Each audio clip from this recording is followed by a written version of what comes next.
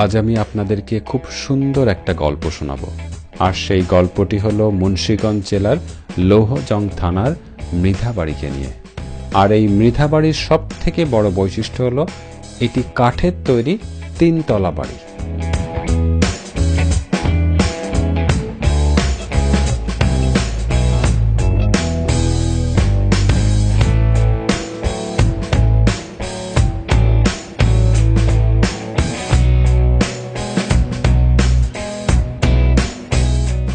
গ্রামীণ পরিবেশে এমন সুন্দর একটা বাড়ি সত্যি আমাকে অবাক করেছে। তো সেই বাড়িটার ভিতরটা প্রথমে আপনাদেরকে আমি ঘুরিয়ে দেখাবো। দেখতেই পাচ্ছেন বারান্দায় এরকম কিছু দূর পর পর টব ঝোলানো আছে শুধুমাত্র সৌন্দর্য বাড়ানোর জন্য। আর বাড়ির সৌন্দর্য বৃদ্ধির জন্য এরকম বাড়ির বারান্দাতে হরিণের মাথা ঝুলিয়ে রাখা হয়েছে। এখানে মোট 4টা মাথা আছে। আর দেখতে পাচ্ছেন বিশাল আকারের 2টা শোপিস, এবং এই শোপিস কিন্তু সুদূর সেই জাপান থেকে আনা। তার মানে বোঝাই যাচ্ছে এগুলো কতটা এক্সপেন্সিভ। এবার আমি আপনাদেরকে এই ড্রয়িং রুমটা ঘুরিয়ে দেখাবো। প্রথমে ঢুকেই আমরা পাবো এরকম ড্রয়িং রুম, আর ড্রয়িং রুম থেকে এই কাঠের সিঁড়ি বেয়ে আমাদের দোতলায় উঠে যেতে হবে।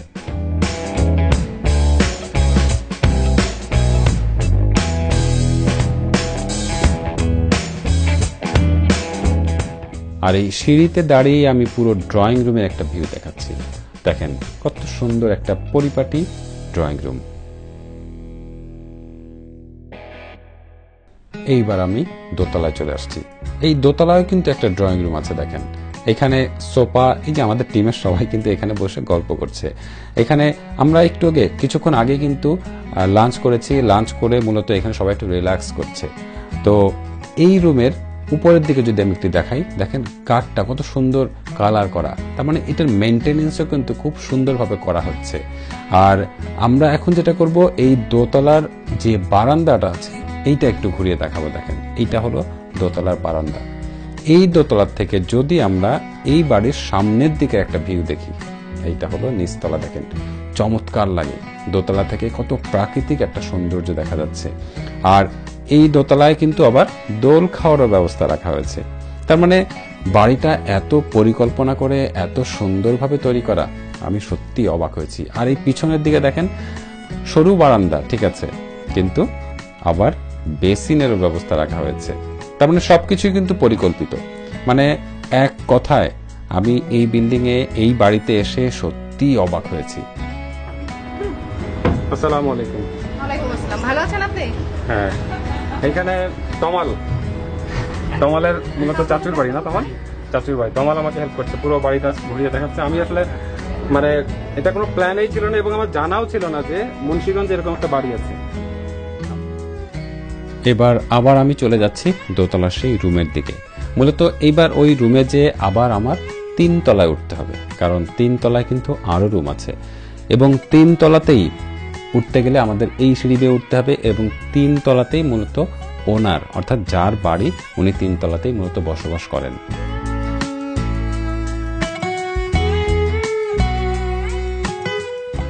এইটা হলো 3 তলার একটা রুম। আর উপরে দেখতে পাচ্ছি ফ্যান ঘুরছে।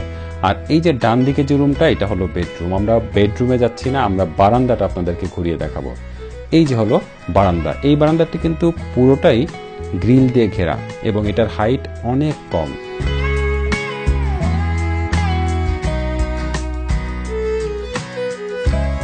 এইটা হলো 3 তলা, যেটা আমি বলছিলাম যে এখানে আমাকে কুজো হয়ে হাঁটতে হচ্ছে।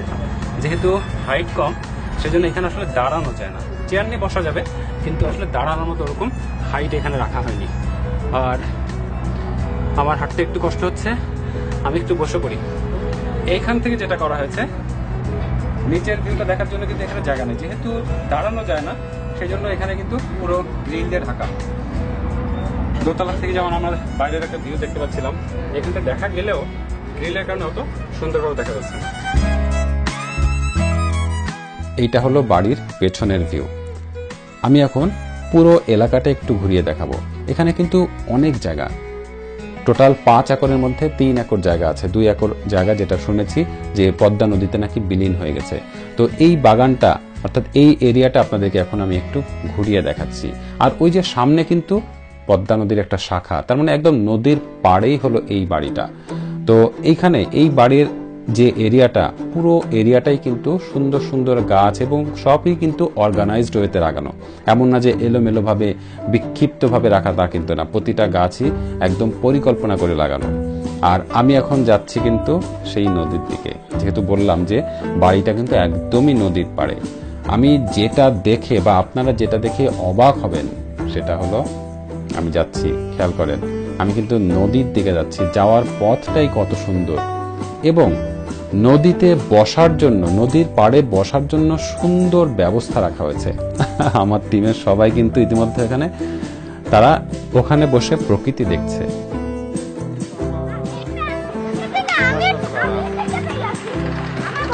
ভাই এ কেমন জায়গা? মানে এইটা মানে প্রকাশ করতে পারতেছিলাম যে এত সুন্দর লাগতেছে। আমি মানে ভেরি মাচ থ্যাঙ্কফুল আপনার কাছে, এরকম একটা ট্যুরের উদ্যোগ নিয়েছেন আপনি। মানে আমি আসলে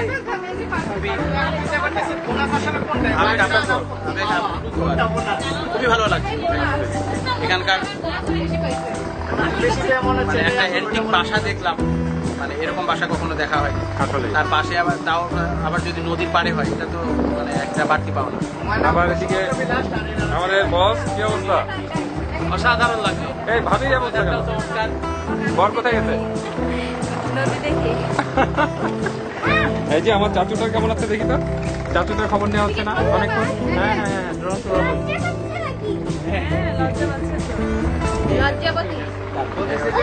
আর আজকের এই বাড়িটা দেখানো পুরো ক্রেডিট হচ্ছে তমালের। তমাল না আনলে আমরা দেখতে পারতাম না। বাড়ির মালিকের নাম কি বলছেন? শাহরুখ মৃধা। ফারুক মিয়া। মানে আমাদের সমুদ্র বিলাস আর শাহরুখ মৃধার এই মৃধা বাড়ি। শাহরুখ মৃধা। আপনার কেমন লাগছে ভাই? আমি তো ভাই না, ও আচ্ছা, আপু আপু। তখন তোর কেমন লাগছে বাবা? খুবই ভালো।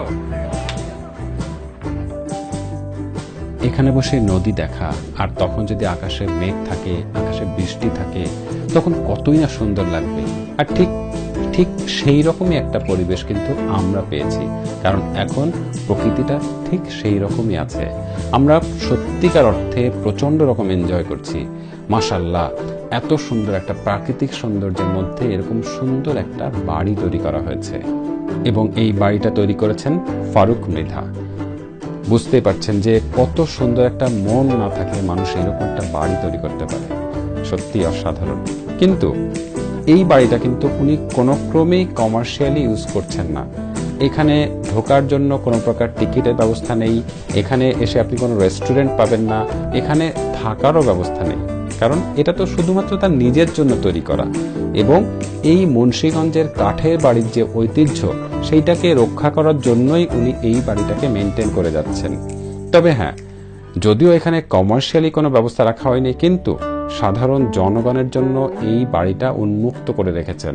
এই 3 তলা বাড়ির 3 তলাতে উনি থাকেন, বাকি 2 তলা কিন্তু জনসাধারণের দেখার জন্য উন্মুক্ত করে রেখেছেন।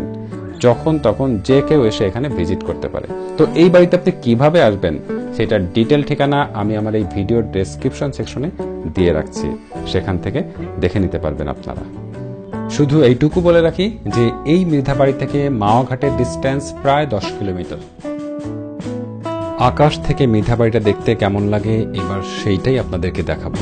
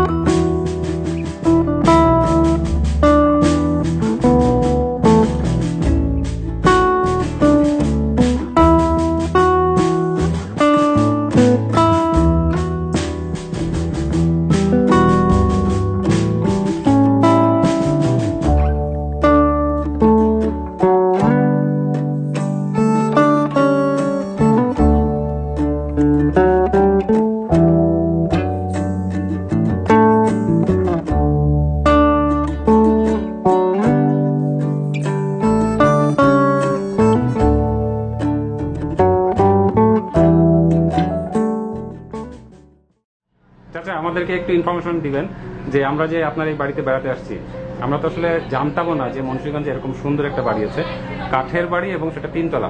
তো আপনি বাড়ি সম্পর্কে কিছু বলেন আমাদের, যে এটা কি আসলে তৈরি করেছিলেন, আপনার বাবা নাকি? না, আসলে এই বাড়িটা আমার জন্মস্থান।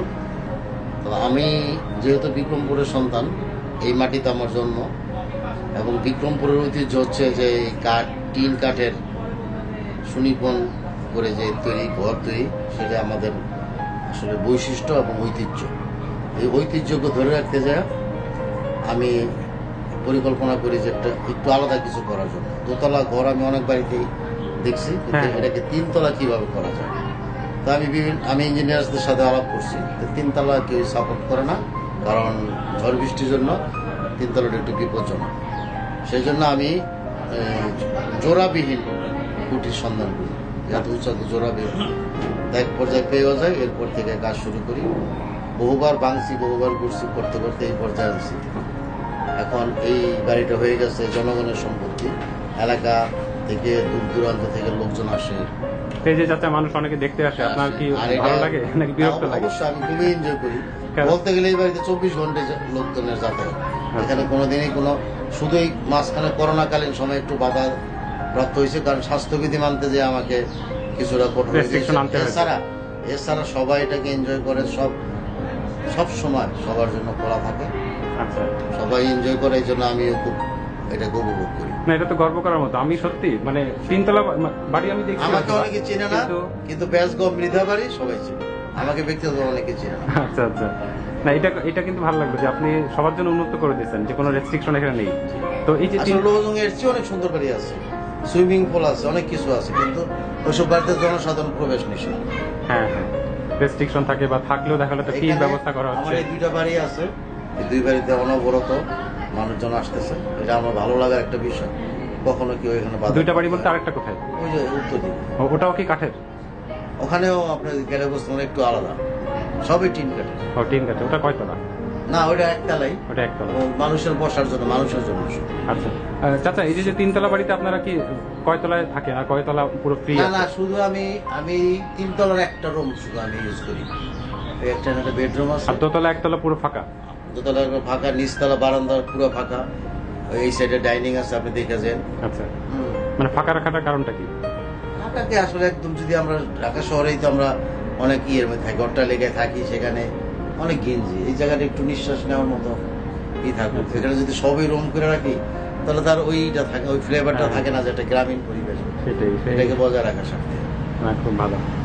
তো চাচা অনেক ধন্যবাদ, যে আপনাদের একটা প্ল্যান বা ইচ্ছা ছিল বলেই কিন্তু আমরা এই জিনিসটা দেখতে পেলাম, তাই না? আপনারা ঐতিহ্যটাকে ধরে রাখছেন, এবং আমরা যে ভিডিও করে নিয়ে যাচ্ছি, ইনশাল্লাহ এই ভিডিওটা অনেকেই দেখবে, অনেকেই জানতে চাইবে, আরো আসার জন্য এখানে উৎসুক হবে।